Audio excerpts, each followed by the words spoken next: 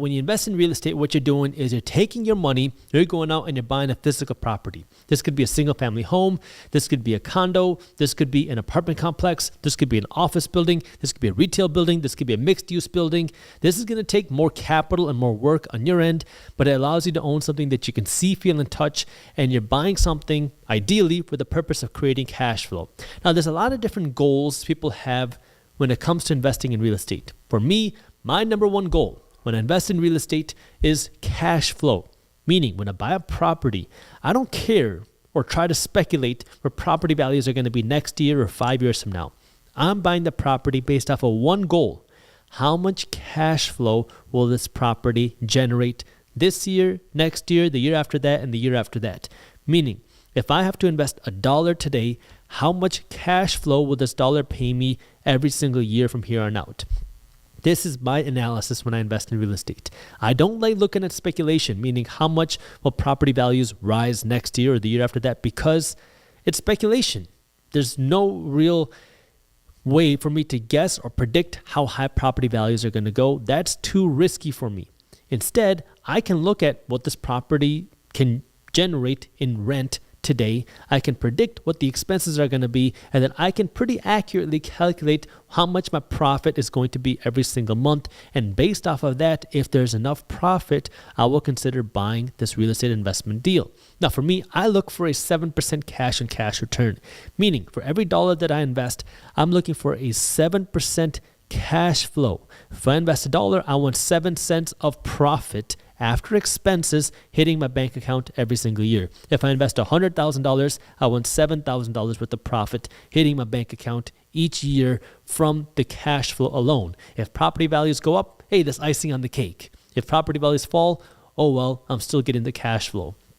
The reason why I want this type of cash flow is because now if we go into a recession or if bad things happen in the economy and I have to lower rents, I still have enough margin in there that I can lower rents, still be competitive, and continue to not have to bleed cash. Because a big thing that happens in the real estate game when you go through these cycles is people over leverage. They get excited about an area, they get excited about a property, they go in and they overpay, and now their expenses are so high because when you overpay, you have to take on more debt. When you take on more debt, you have a bigger monthly mortgage payment. When you overpay, you also have a bigger property tax bill because your property taxes are valued based on the value of the property. So if you're paying more money, your property taxes are going to be higher, and you also have a higher insurance payment because when you buy a more expensive property or you pay more for a property, you're insuring a more expensive property, meaning your monthly insurance payments are also higher. So now when you go out and overpay for a property, you have higher expenses, and then if bad things happen, you don't have any margin. You don't have any leftover room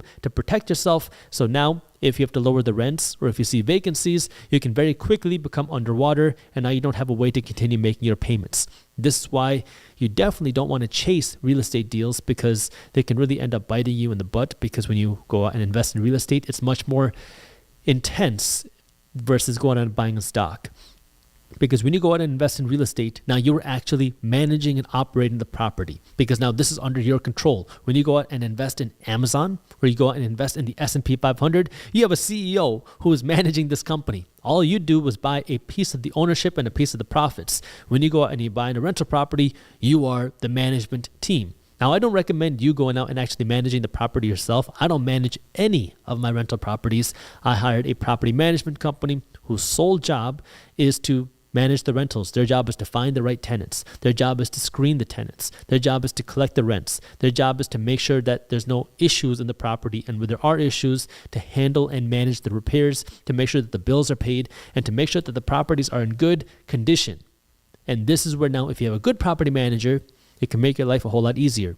If you have a bad property manager, it can make your life a whole lot more stressful. And this is where now that hurdle of getting involved in real estate is difficult, because a lot of people make it seem that investing in real estate is this like amazing thing that is so simple. All you got to do is go out and buy a rental property, hand over the keys to a property manager, and now you're going to be rolling in the money. At least that's how it made it seem to me when I first started investing in real estate, because when I first started investing in real estate, I didn't have any guidance. I didn't know any real estate investors.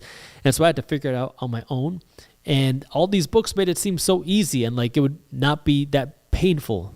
But getting started is so difficult and so time consuming because you have to find all the right people. You have to find the right real estate agent. You have to find the right property manager. You have to find the right contractor. You have to find the right real estate agent. You have to find, the real estate attorney. You have to find the right real estate accountant. You have to find a good property inspector. You have to learn how to deal with city inspectors. There's a big learning curve. But once you get over the learning curve, you find the right people. You go through the pain, you go through the mistakes, which is a process because I've been there. Those mistakes can be expensive, they can be difficult, and they can be very stressful. But once you get through that and you figure it out, then it can be much easier and much simpler. Like when I go out and I invest in real estate today, the process is much more streamlined because I have a team of people that I know who I can work with and rely on, versus when I was first getting started, it was very difficult. The first deal is the hardest. Maybe even the first three. For me, it was the first 3 deals that were really the most difficult. But once I got past the first 3 deals, it became much more streamlined, much easier. And this is where now, if you can go through that hurdle, if you're willing to go through the process, you will be able to succeed, but you have to be willing to put in that work. And the next big question or concern that people have is the cost, because real estate investing is much more capital intensive, meaning it's going to take more money.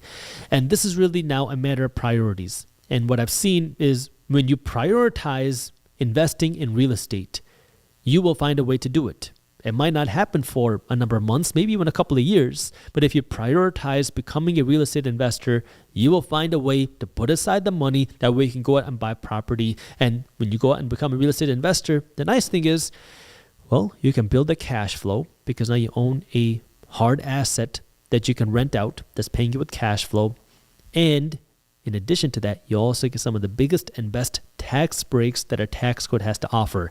As a licensed attorney who is not your attorney, I can tell you that the tax code provides a lot of benefits to real estate investors. And in order for you to capitalize on these benefits that a tax code has to offer, you have to go out and actually invest in real estate as an investor. That way you can capitalize on things like the depreciation deductions, the ordinary and necessary business expenses, and everything else that the real estate tax code has to offer. Because now with real estate, not only can you generate income and pay less money in taxes legally, but you can also flip properties. And when I say flip properties, I don't mean like literally flipping properties. I mean buying a property, holding on to it for at least a year, and then selling the property.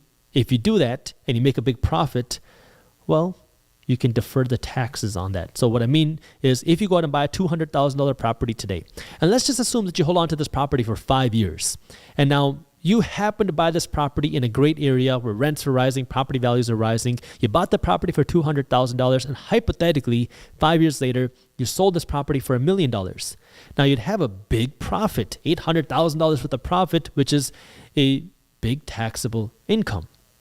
But with real estate, you can do something called the 1031 exchange, which allows you to take all $1 million, go out and buy a new bigger property that's going to pay you with more cash flow, pay you with bigger profits, and pay $0 in taxes today legally, because the real estate has that 1031 exchange benefit, which you can't do somewhere else. If you bought a stock for $200,000, 5 years later it goes up to $1 million, and you sell it, and then you take all $1 million and buy another stock, you still have to pay taxes on that profit that you got. With real estate, you have special rules that don't apply to other places. But before you go out and do that, talk to a professional. 1031 exchanges are very logistically complex. There's a lot of rules and regulations around them, and you got to make sure you have the right people around you. So make sure you have a good accountant, a good attorney, and a good 1031 professional who's going to help you with that. But just understand that when you invest in real estate, you can build cash flow to fund your lifestyle. Like when I was getting started on my financial education journey, when I started investing in real estate, I realized that holy moly, I can make cash flow. I can get paid without me having to do something, because at the time I was running an event planning company, and the only way I got paid was if I was hosting a party, or I was working at a wedding, or I was doing some event. And then I realized, whoa, I rented this condo out for $600 a month, and now I'm getting this cash flow, which wasn't really passive at the time because I had no idea what to do to make it passive, but I could kind of see the light at the end of the tunnel that one day this could be passive. And from there, I realized the game is just stacking cash flow. If I can buy enough rental properties, then I can make enough cash flow to fund my lifestyle. If each unit can make me $300 a month, how many units do I need to be able to fund my lifestyle? Is it 10? Is it 20? Is it 100? And then just going out and figuring out how to make it happen. And that was the name of the game for me for a long time, was just buying the properties, buying the units, stacking the cash flow. That way now you have this consistent cash flow coming in that I don't have to work to earn. If you enjoyed this clip and you want to continue your financial education journey, I have another video that I think you'll love. All you got to do is click that button right over there. And for those of you who want to stay up to date on the top finance and business news, you can join Market Briefs, my free financial newsletter, by clicking that button below. Thank you for watching, and I'll see you in the next one.